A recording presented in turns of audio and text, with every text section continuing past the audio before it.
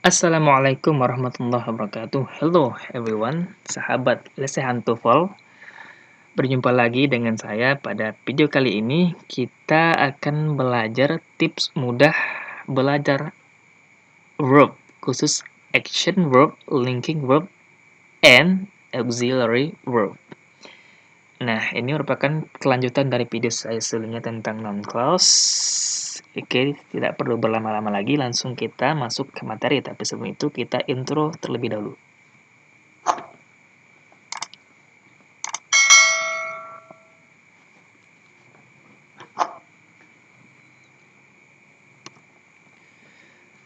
Oke, sebelum kita lebih jauh membahas tentang verb, silahkan kita cek bersama-sama.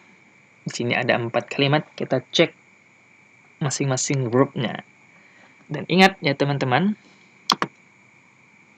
syarat wajib sebuah kalimat harus memiliki subjek dan verb. Kalau tidak ada salah satu saja, walaupun ada komplemennya, tetapi dia tidak ada subjek misalnya, maka dia tidak dapat disebut sebagai kalimat. Begitu juga kalau tidak ada verbnya, subjeknya ada, komplemennya ada, maka dia juga tidak dapat disebut sebagai kalimat. Karena unsur minimal, syarat wajib, itu harus ada subject and verb. Oke, sekarang kita cek the verb. Number 1. I write a class schedule every day. Nah, kita cek mana verbnya. Jelas ya? Ya, ini write. Ini adalah verb kalimat number 1. I ini subject, a class schedule every day ini complement. Number 2. Cek lagi, she knows you well. Nah, berarti number 2 ini verbnya apa? Yes, ini ya, knows. Ini adalah verb kalimat number 2. She ini subjeknya dan you well ini complement. Number 3. We are newcomer here. Oke, verbnya adalah yes, ini ya, are. We ini subjek, newcomer here ini complement. Dan yang terakhir, I will go soon. Oke, verbnya adalah will, go, I ini subjek, dan soon ini merupakan komplementnya. Nah, teman-teman, setelah kita mengecek verb dari masing-masing kalimat tersebut, maka kita setidaknya dapat mengidentifikasi ada perbedaan jenis verb pada keempat kalimat tersebut. Kalimat pertama, write. Kita tahu ya, menulis, melakukan sesuatu, melakukan aksi. Knows, mengetahui. Ini sifatnya itu mental ya, mentality. Are di sini bukan melakukan sesuatu, juga bukan mental, tetapi dia itu juga berfungsi sebagai verb dalam kalimat. Disebut apa? Nah, nanti kita pelajari. Will go. Nah, di sini ada will go, disatukan, compound antara mereka berdua. Nah, ini juga ada definisi atau klasifikasi verb tersebut. Oke, kita lanjut. Nah, ini ya teman-teman. Definition of verb. Definisi dari verb. Mungkin definisi ini agak jauh ya. Bukan agak jauh, memang jauh dari mungkin dari definisi selama ini yang kita bayangkan mengenai verb itu. Oke, kita baca ya. Verb is a word or a group of words which is used to express first an action. 12. To express the existence of the particular of noun. 3. To make a statement. 4. To link noun to noun or noun to adjective.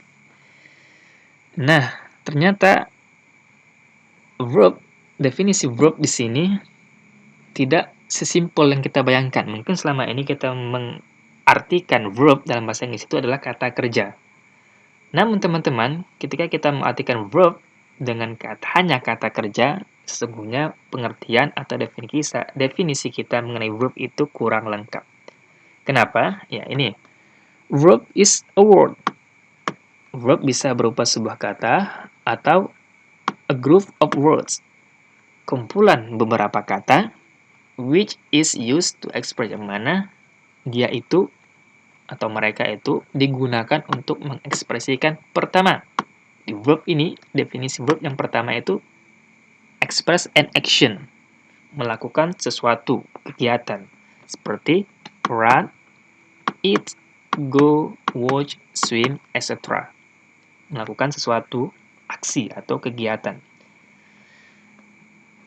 To, verb juga bisa mengekspresikan the existence of particular of noun, keberadaan noun tertentu. Contohnya is, am, are, was, were. Beda ya, number 2 ini dengan number 1, an action. Kalau pertama melakukan aksi atau kegiatan, ini hanya mengekspresikan keberadaan. Nah, tidak ada melakukan kegiatan sesuatu apapun. Beda ya, definisi verb yang kedua. Lalu, definisi verb yang ketiga, to make a statement. Untuk membuat statement kepastian sesuatu itu dilakukan atau tidak. Beda dengan pertama.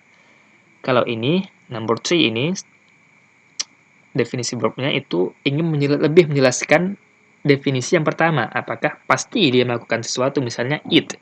Pasti tidak seseorang itu akan makan. Atau pasti tidaknya seseorang itu berenang. Nah, ini definisi verb yang ketiga. Kemudian yang terakhir, definisi yang keempat, to link noun to noun or noun to adjective. Jadi fungsi verb ini adalah untuk menghubungkan noun dengan noun atau noun dengan adjective. Misalnya smell, seem, look. Nah, dari keempat definisi verb tersebut, maka dapat disimpulkan bahwa setidaknya ada 3 jenis verb. Pertama, action verb. Kedua, linking verb. Ketiga, auxiliary verb atau modal. Kalau kita klasifikasikan atau kita identifikasi dari definisi di samping, maka number 1 ini, ya ini dia, action verb. Kemudian number 2 ini, dia ini, yes, to express the existence of particular noun, linking verb. Dan to make statement number 3 and 4 ini merupakan auxiliary verb atau modal. Sehingga pada tahap ini kita telah mengetahui bahwa verb itu tidak sesederhana atau tidak sesimpel yang kita bayangkan selama ini, bahwa verb kita mengartikan cuma kata kerja. Padahal verb itu bisa action verb. Nah, ini yang sebutin kata kerja. Bisa linking verb. Juga bisa auxiliary verb atau modal. Lanjut. Nah, ini untuk lebih jelasnya, untuk membedakan kenapa kita tidak boleh mengartikan verb dalam bahasa Inggris itu dengan sebutan kata kerja. Sini penjelasannya, teman-teman. Jangan pernah menerjemahkan verb secara sempit dengan sebutan kata kerja. Nah, seperti saya bilang sebelumnya, ketika kita selama ini mengartikan verb dengan arti kata kerja, maka sesungguhnya definisi tersebut adalah definisi yang sempit. Kenapa? Karena pada umumnya, kata kerja akan diartikan sebagai suatu yang dapat dilakukan, action verb. Padahal action verb itu hanya salah satu unsur dari verb itu sendiri. Nah, ini ya. Pada slide sebelumnya, nah ini, action verb. Merupakan salah satu unsur dari verb. Ini menunjukkan bahwa tata bahasa Indonesia dalam beberapa hal berbeda dengan tata bahasa Inggris. Contoh berikut dapat lebih memperjelas betapa pengertian kata kerja dan verb tidak bisa disamakan. Ini contohnya. This ice cream tastes good. Perhatikan teman-teman. Jika kita mengartikan verb dengan kata kerja, maka sungguh sangat tidak adil kita terhadap kalimat ini. Kenapa?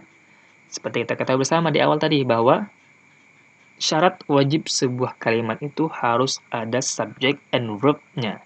Dan ketika kita mengartikan verb dalam bahasa Inggris itu dengan kata kerja, maka kita telah berlaku tidak adil pada contoh kalimat ini, yaitu this ice cream taste good.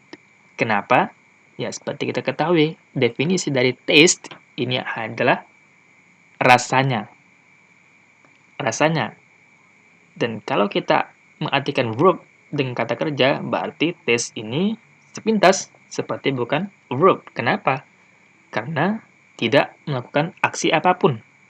Di sini kata ice cream tidak melakukan apa-apa karena taste bukan action verb atau kata kerja. Tetapi yang sesungguhnya adalah taste ini merupakan sebuah verb dan dia termasuk jenis verb yang kedua, linking verb untuk link noun. To noun or link noun to adjective. Nah, sehingga dapat disimpulkan di sini, taste ini akan adil penempatannya ketika kita mengartikan taste dan merupakan salah satu bagian dari verb. Itu jenis linking verb untuk menghubungkan noun ini, ice cream, sebagai subjek dengan adjective good sebagai objek pada kalimat tersebut. Contoh kedua, she is tall. Nah, di sini juga ya, kita itu kalau mendefinisikan verb dengan kata kerja, artinya melakukan sesuatu, maka kita juga tidak berlaku adil pada contoh kalimat she is tall ini. Kenapa? Karena verbnya is ini bukanlah merupakan kata kerja, kalau kita definisinya pada umumnya seperti itu ya. Is artinya adalah. Tidak melakukan sesuatu ya. Nah, tapi dalam bahasa Inggris, secara sintaksis, is ini merupakan verb dan dia termasuk jenis linking verb. Jenis yang kedua ya. Yang pertama action verb, yang kedua linking verb, ketiga modal atau auxiliary verb. Jika lihat dari sudut pandang tata bahasa Inggris, jelas bahwa kata taste and is adalah verb. Nah, jadi mulai sekarang kita jangan mengartikan verb dengan definisi yang sempit lagi. Tapi kita harus mendefinisikannya secara luas, bahwa verb itu ada 3. Bisa action verb, yang kita kenal dengan kata kerja, bisa linking verb, dan bisa modal atau auxiliary verb. Hal-hal seperti ini membuat orang Indonesia yang sedang belajar tata bahasa, khusus bahasa Inggris ya, sering bingung dan lalu menganggapnya sebagai suatu hal yang sulit untuk dipahami. Padahal tidak demikian. Pengenalan verb sangat penting dalam bahasa Inggris karena dalam penggunaannya, verb akan berkaitan erat dengan tenses serta kesesuaiannya dengan subjek. Jelas ya?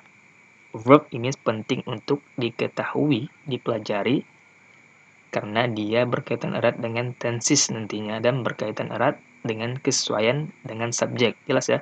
Kalau subjeknya I, verbnya pasti beda. I am, bukan I is, bukan I are. Nah, ini yang dimaksud dengan kesesuaian verb dengan subjek. Kita lanjut.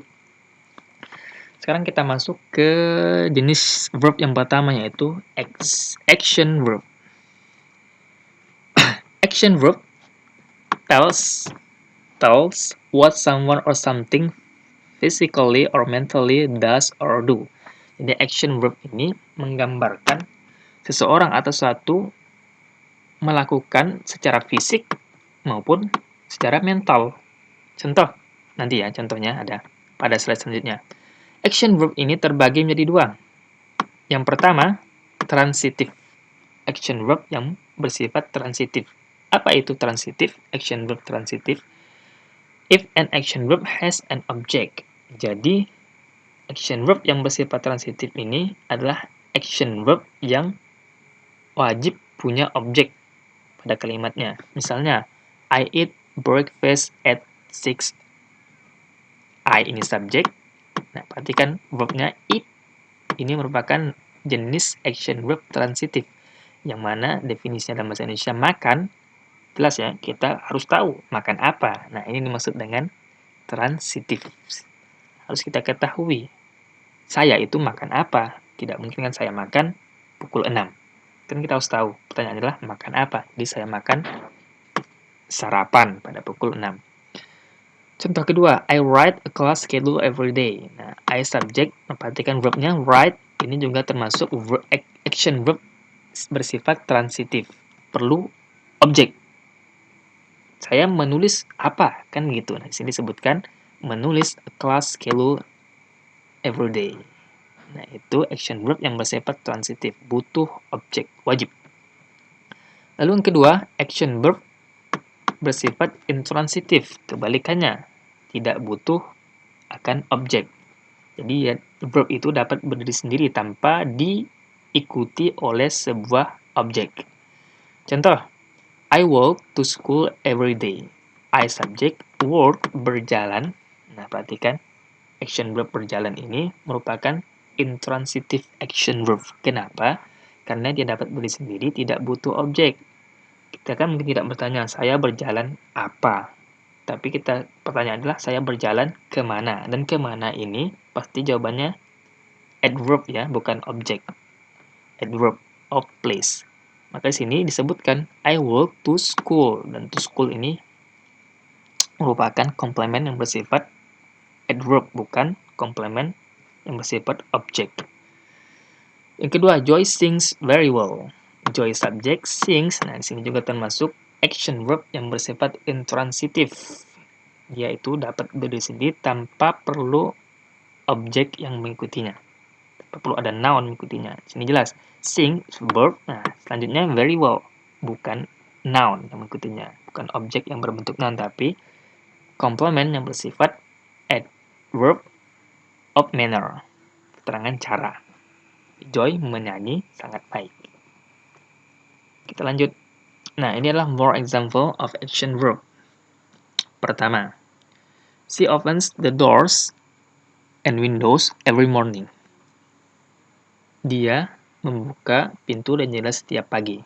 Opens ini merupakan action verb ya, melakukan sesuatu, yaitu kegiatan membuka pintu dan jendela. Di sini, someone physically does the opening. Nah, ini adalah definisi tadi, bahwa action verb bisa berbuat sesuatu secara fisik maupun bisa berbuat sesuatu secara mental, tidak melakukan aktivitas apapun. Sini, someone physically does the opening, melakukan sesuatu ya. Kedua, Nadine knows this song. Nah, kalau ini action verb juga, tetapi dia itu yang mentally. Ini hanya kemampuan untuk menyanyi. Ketiga, she cleans dining table every morning before leaving. Cleans ini action verb. Leo wrote his elder sister a letter last night. Dan wrote ini merupakan verb yang berbentuk past tense. Nah, di sini kesesuaian verb dengan tensesnya. Oke, sekarang kita masuk ke linking verb. Linking verb, jenis kedua ya, is a verb used to link a noun that function as a subject with another noun or adjective.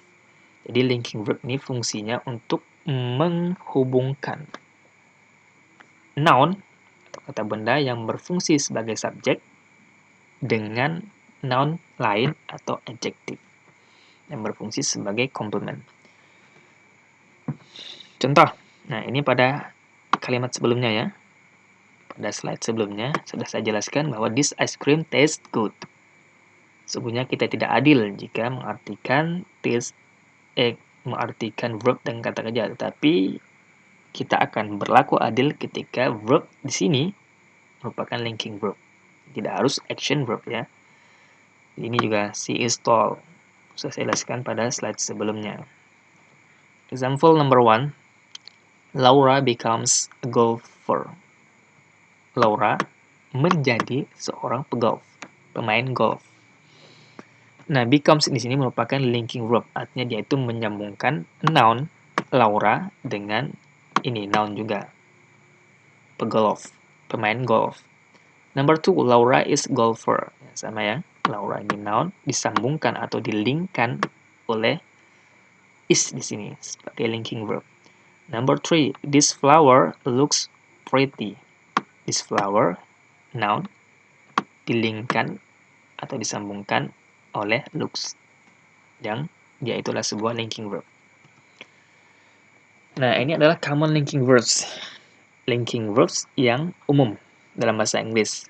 Bisa berbentuk to be, am, is, are, atau dalam past tense-nya was, were, ya. Appear, become, belong, feel, look, remain, seem, smell, taste, sound, and taste. Nah, jika teman-teman menemukan kata-kata berikut pada soal-soal tes TOEFL, maka dia itu adalah linking verbs. Lanjut. Nah, yang terakhir, auxiliary verb atau modal.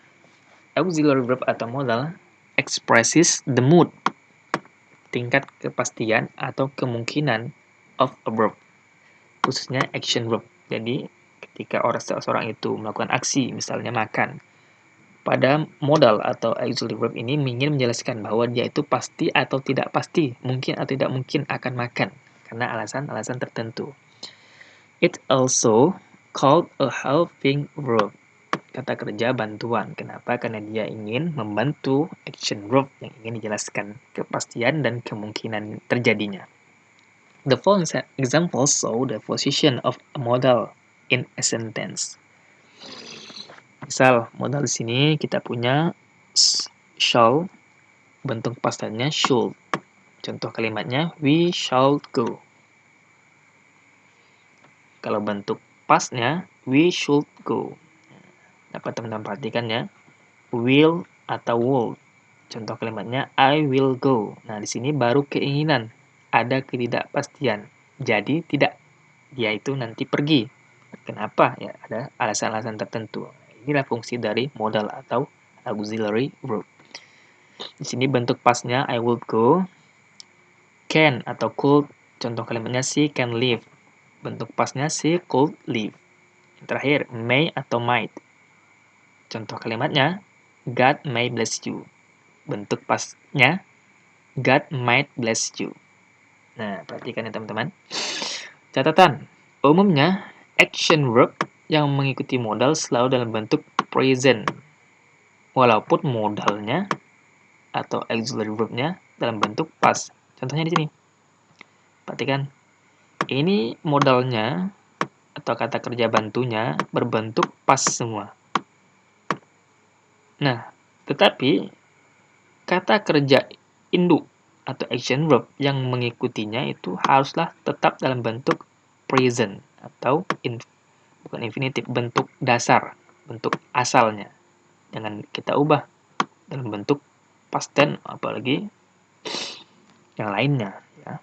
Tetap modal itu diikuti oleh bentuk present dari action verb.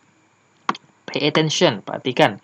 Khusus untuk bentuk past yaitu would dan should sering digunakan agar kalimat yang diucapkan terdengar lebih sopan, polite, walaupun tidak berkaitan langsung dengan waktu, tenses. Jadi, khusus untuk would dan should ini sering digunakan ketika kita akan berbicara terhadap orang lebih tua atau pembesar atau pejabat tertentu yang kita hormati lah artinya. Maka gunakanlah would atau should sebagai bentuk kesopanan kita berucap atau berujar terhadap orang-orang tersebut. Dan ini sudah lumrah dalam bahasa Inggris, walaupun tidak berkaitan langsung dengan tensesnya. Nah, di sini would kita tahu ini bentuk past ya, bentuk past dari will. Tapi kita tidak mengatakan will you like to stay with us, tapi would you like to stay with us. Ini adalah bentuk polite, bentuk kesopanan kita ketika akan berbicara agar terlebih kedengaran sopan. Misal lagi, should I be here tomorrow? Nah, bukan shall I be here tomorrow, tapi should I be here tomorrow. Dan ini sudah umum diketahui dalam tata bahasa Inggris bahwa ketika kita ingin bicara lebih sopan, ingin minta izin atau permisi, gunakanlah bentuk past dari will atau shall. Oke, thank you. Until this, sampai di sini dulu ya video kita pada kali ini tentang verb. See you to the next video. Bye-bye.